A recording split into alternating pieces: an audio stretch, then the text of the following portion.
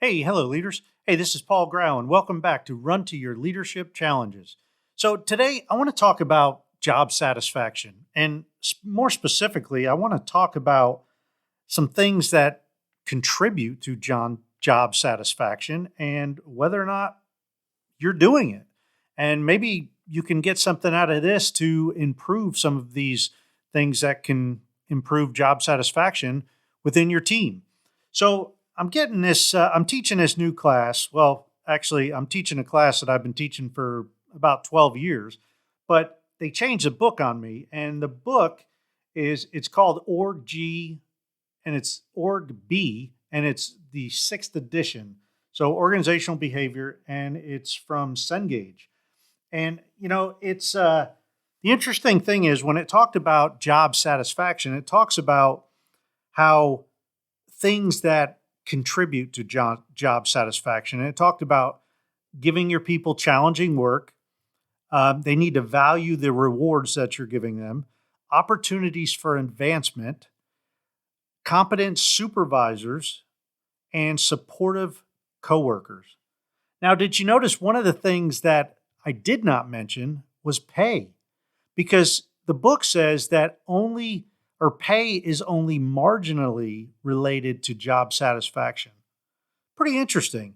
You know, but also something that was interesting out of there is it said that you've heard the saying that happy or satisfied employees are more productive, right?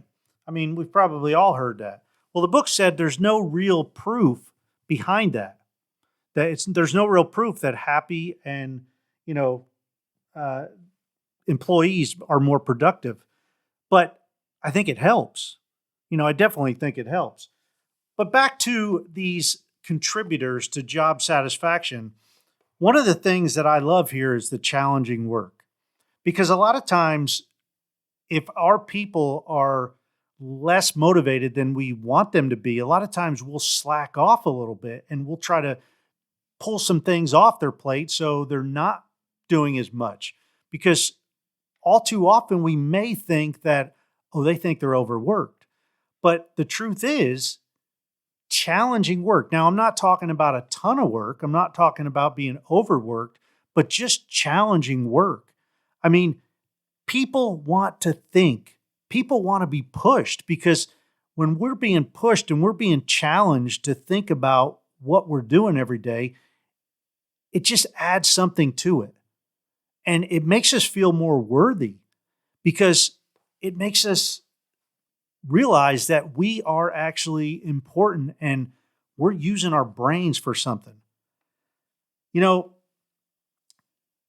I noticed when I was reading these contributors to job satisfaction, I really got thinking about how closely the disc and knowing your own style and the people on your team style and people around you, family, friends, whatever, knowing their style can contribute a lot to job satisfaction.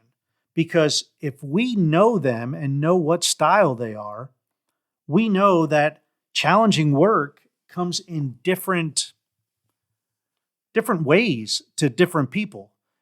For instance, if you have a high D working for you, you want to give them challenging work where they're leading and there's an opportunity for them to see the results because D's like to see the results. Challenging work for a C may be that you give them a lot of research to do, or you give them a task of crunching numbers or going through a checklist and being very detailed, quality work. That's a high C trait because they love the facts and the figures and the quality. They want to make sure that it's being done right. And they want their ideas to be used too. So challenging work for a C may be, hey, think of what we can do for this. What innovative ways can we do this? That's great for the C. That's talking their language.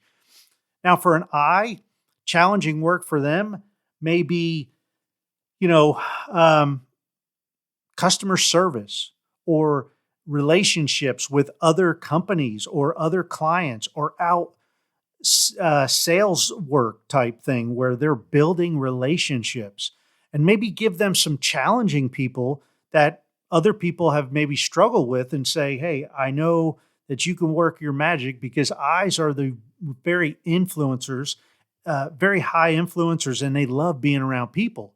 So you give them something like that, and they're gonna love that, and it's gonna be a challenge for them.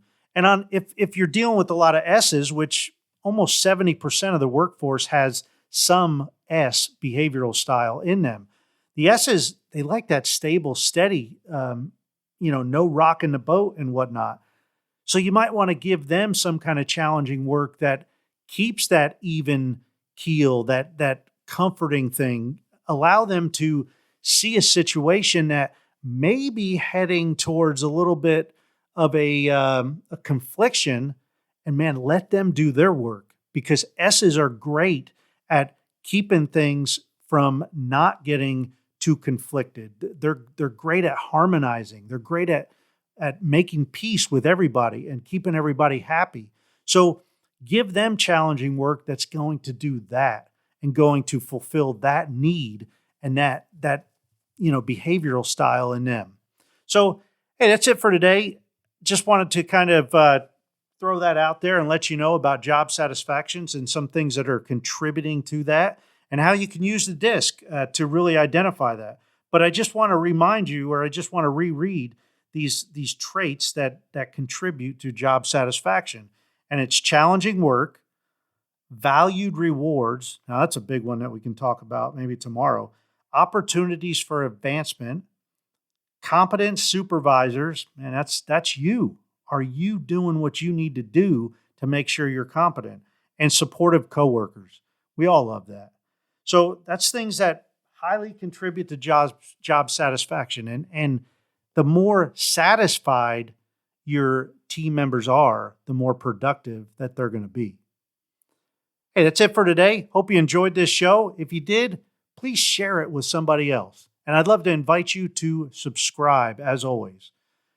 Hope to see you back tomorrow. Until then, run to your challenges.